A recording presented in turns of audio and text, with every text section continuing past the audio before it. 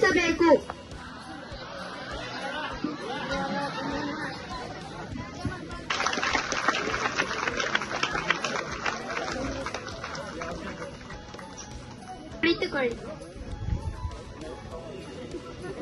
ನಿಮಗೆಲ್ಲರಿಗೂ ಈ ಅಧಿವೇಶನದ ಸ್ವಾಗತ.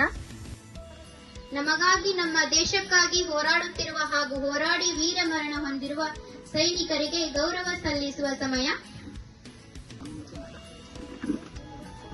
1 ನಿಮಿಷ ಮೌನಾಚರಣೆ. ಮೌನಾಚರಣೆ ಪ್ರಾರಂಭ.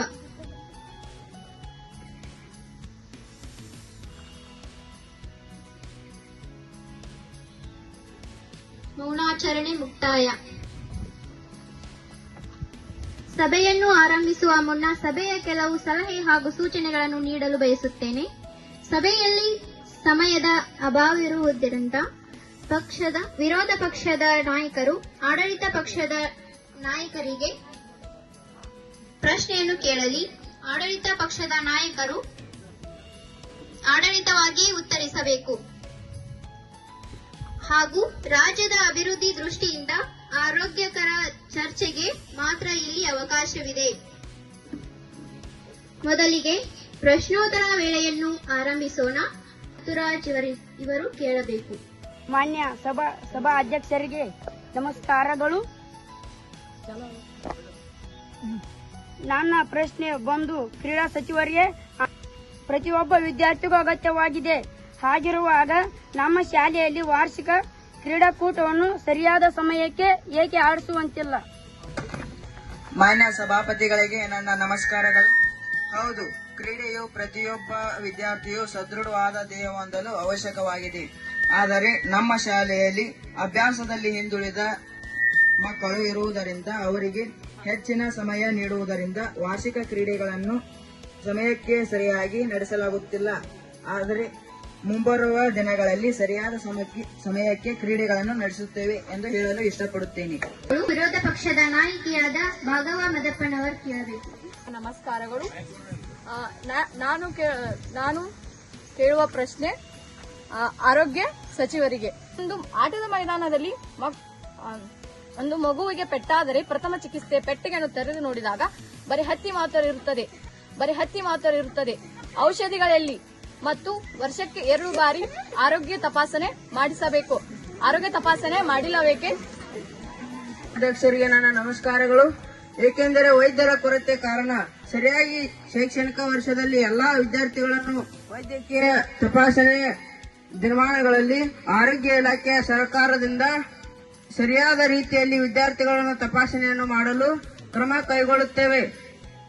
ಶಾಲೆಯ ಒಂದು ಅವಧಿಯಲ್ಲಿ ಯಾವುದೇ ಒಂದು ಸಾಂಕ್ರಾಮಿಕ ರೋಗಗಳ ಒಂದು ಯೋಜನೆ ಮಾಡುತ್ತಿಲ್ಲ, ಏಕೆ?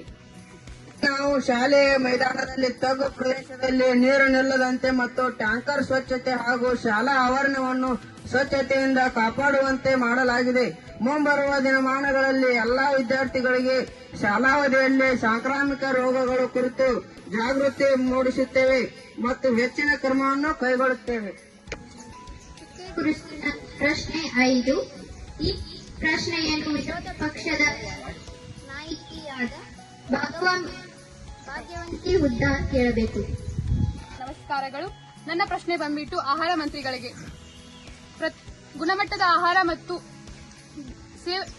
ಆಹಾರ ಸೇವೆಯಿಂದ ದೇಹಕ್ಕೆ ಅಗತ್ಯವಾಗಿದ್ದು ಅದು ಪ್ರತಿಯೊಬ್ಬರಿಗೂ ಅವಶ್ಯಕವಾಗಿದೆ. ಪ್ರತಿಯೊಬ್ಬ ಮಕ್ಕಳ ಬೆಳವಣಿಗೆಗೆ ಪೋಷಕಾಂಶಯುತ ಆಹಾರ ಬೇಕೇ ಬೇಕಾದದ್ದು. ಹಾಗಿರುವಾಗ ನಮ್ಮ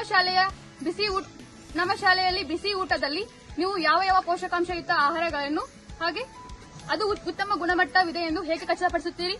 ಹೇಗೆಂದರೆ ಮಧ್ಯಾಹ್ನ ಊಟದಲ್ಲಿ ಸರ್ಕಾರ ನಿಯಮಗಳಾದ ಪ್ರಕಾರ ಮೊಟ್ಟೆ ಅಥವಾ ಪರ್ಯಾಯವಾಗಿ ಬಾಳೆಹಣ್ಣು ನೀಡುವುದರ ಮೂಲಕ ಪೌಷ್ಟಿಕ ಆಹಾರವನ್ನು ಒದಗಿಸುತ್ತೇವೆ.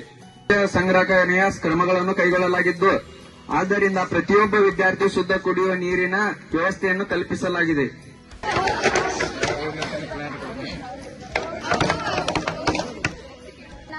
ಈ ಪ್ರಶ್ನೆಯನ್ನು ವಿರೋಧ ಪಕ್ಷದ ನಾಯಕಿಯಾದ ಚೈತ್ರ ಅವರು ಕೇಳಬೇಕು. ನನ್ನ ನಮಸ್ಕಾರಗಳು. ಮಾನ್ಯ ಸಭಾಧ್ಯಕ್ಷರೇ, ನನ್ನ ಪ್ರಶ್ನೆ ಬಂದ್ಬಿಟ್ಟು ಸಾಂಸ್ಕೃತಿಕ ಮಂತ್ರಿಯವರಿಗೆ. ಎಲ್ಲಾ ವಿದ್ಯಾರ್ಥಿಗಳ ಪ್ರತಿಭೆಯನ್ನು ಯಾವ ರೀತಿಯಾಗಿ ಹೊರತರಲು ಪ್ರಯತ್ನಿಸುವಿರಿ ಅಥವಾ ಅವರಿಗೆ ಪ್ರೋತ್ಸಾಹ ನೀಡದಿದ್ದರೂ ಅವರಿಗೆ ಹೇಗೆ ಭಾಗವಹಿಸುವರು ನಮಸ್ಕಾರಗಳು. ಎಲ್ಲ ವಿದ್ಯಾರ್ಥಿಗಳನ್ನು ಸಾಂಸ್ಕೃತಿಕ ಕಾರ್ಯಕ್ರಮದಲ್ಲಿ ಭಾಗವಹಿಸುವಂತೆ ಪ್ರೋತ್ಸಾಹ ನೀಡುತ್ತೇವೆ ಎಂದು ನಾವು ಹೇಳುತ್ತೇವೆ. 15 ಈ ಪ್ರಶ್ನೆಯನ್ನು ವಿರೋಧ ಪಕ್ಷದ ನಾಯಕಿಯಾದ ಲಾವಣ್ಯ ಅವರು ಕೇಳಬೇಕು. ವಿದ್ಯಾರ್ಥಿಗಳಲ್ಲಿ ಶಿಸ್ತು ಮತ್ತು ಉತ್ತಮ ನಡವಳಿಕೆ ಬೆಳೆಸುವುದು ಅತ್ಯವಶ್ಯಕ ಹಾಗೂ ದಿನದ ಕೆಲಸಗಳನ್ನು ಉತ್ಸಾಹದಿಂದ ಪ್ರಾರಂಭಿಸಲು ಪ್ರೇರಣೆ ನೀಡಬೇಕು. ನನ್ನ ನಮಸ್ಕಾರಗಳು. ಹೌದು, ಪ್ರಾರ್ಥನೆಯು ವಿದ್ಯಾರ್ಥಿಗಳಲ್ಲಿ ಶಿಸ್ತು ಮತ್ತು ಒಗ್ಗಟ್ಟು ಭಾವನೆಯನ್ನು ಮೂಡಿಸುತ್ತದೆ. ನಮ್ಮ ಶಾಲೆಯಲ್ಲಿ ಪ್ರಾರ್ಥನೆಯನ್ನು ಸಮಯಕ್ಕೆ ಸರಿಯಾಗಿ ಮಾಡುತ್ತೇವೆ. ಅಷ್ಟೇ ಅಲ್ಲದೆ ಶಿಸ್ತಿನಿಂದ ಕೂಡ ಮಾಡುತ್ತೇವೆ. 20 ಈ ಪ್ರಶ್ನೆಯನ್ನು ವಿರೋಧ ಪಕ್ಷದ ನಾಯಕಿಯಾದ ರೋಹಿಣಿಯವರು ಕೇಳಬೇಕು. ನನ್ನ ನಮಸ್ಕಾರಗಳು. ನನ್ನ ಪ್ರಶ್ನೆ ಬಂದ್ಬಿಟ್ಟು ಹಣಕಾಸಿನ ಸಚಿವರಿಗೆ. ಶಾಲೆಗೆ ಬರುವ ಹಣವನ್ನು ಪಾರದರ್ಶಕವಾಗಿ ಖರ್ಚು ಮಾಡಲಾಗುತ್ತಿದೆಯೇ? ನಮಸ್ಕಾರಗಳು. ಹೌದು, ಈ ವರ್ಷದ ಶಾಲೆಯ ಬಜೆಟ್ ಅನ್ನು ವಿದ್ಯಾರ್ಥಿಗಳ ಶೈಕ್ಷಣಿಕ ಅಭಿವೃದ್ಧಿ ಮತ್ತು ಮೂಲ ಸೌಕರ್ಯವನ್ನು ಸುಧಾರಣೆ ಗಮನದಲ್ಲಿಟ್ಟುಕೊಂಡು ನಿಗದಿಪಡಿಸಲಾಗಿದೆ. ಈ ಪ್ರಶ್ನೆಯನ್ನು ವಿರೋಧ ಪಕ್ಷದ ಸದಸ್ಯರಾದ ಪ್ರಜ್ವಲ್ ಅವರು ಕೇಳಬೇಕು. ನನ್ನ ನಮಸ್ಕಾರಗಳು. ಪ್ರತಿದಿನದ ಪ್ರಾರ್ಥನೆಯಲ್ಲಿ ಯಾವ ರೀತಿಯ ಕಾರ್ಯಕ್ರಮಗಳನ್ನು ಆಲೋಚಿಸುತ್ತೀರಿ? ದಿನನಿತ್ಯ ನಾಡಗೀತೆ, ರಾಷ್ಟ್ರಗೀತೆ, ಸಂವಿಧಾನ ಪ್ರಸ್ತಾವನೆ, ಸುದ್ದಿ ಪತ್ರಿಕೆ, ವಚನ, ಗಾದೆ ಮಾತು, ಪಂಚಾಂಗ ಪಠಣ ಇನ್ನಿತರ ಹಲವಾರು ವಿಷಯಗಳನ್ನು ಹೇಳುತ್ತೇವೆ. ಅಷ್ಟೇ ಅಲ್ಲದೆ ಸ್ವಾತಂತ್ರ್ಯ ಯಾವಾಗಾದ್ರೂ ಬಂದರೆ ಸ್ವಾತಂತ್ರ್ಯ ಹೋರಾಟಗಾರರ ತ್ಯಾಗಗಳನ್ನು ಮಾಡುತ್ತೇವೆ. ಅಷ್ಟೇ ಅಲ್ಲದೆ ನಮ್ಮ ಶಾಲೆಯಲ್ಲಿ ಪ್ರತಿಯೊಂದು ಶುಕ್ರವಾರದಂದು ಸರಸ್ವತಿ ಪೂಜೆ ಕೂಡ ಮಾಡುತ್ತೇವೆ. ಇದರಿಂದ ವಿದ್ಯಾರ್ಥಿಗಳಲ್ಲಿ ಶಿಸ್ತು, ಆತ್ಮವಿಶ್ವಾಸ ಮತ್ತು ಉತ್ತಮ ಮೌಲ್ಯಗಳನ್ನು ಬೆಳೆಸುವ ಮೂಲಕ ಈ ತೆರನಾದ ಕಾರ್ಯಕ್ರಮಗಳನ್ನು ಆಯೋಜಿಸುತ್ತಿದ್ದೇವೆ. ಮುಕ್ತಾಯ. ಎಂದಿನಂತೆ ನಾಳೆ ಈ ಸಭೆ 10 ಗಂಟೆಗೆ ಪ್ರಾರಂಭವಾಗುತ್ತದೆ.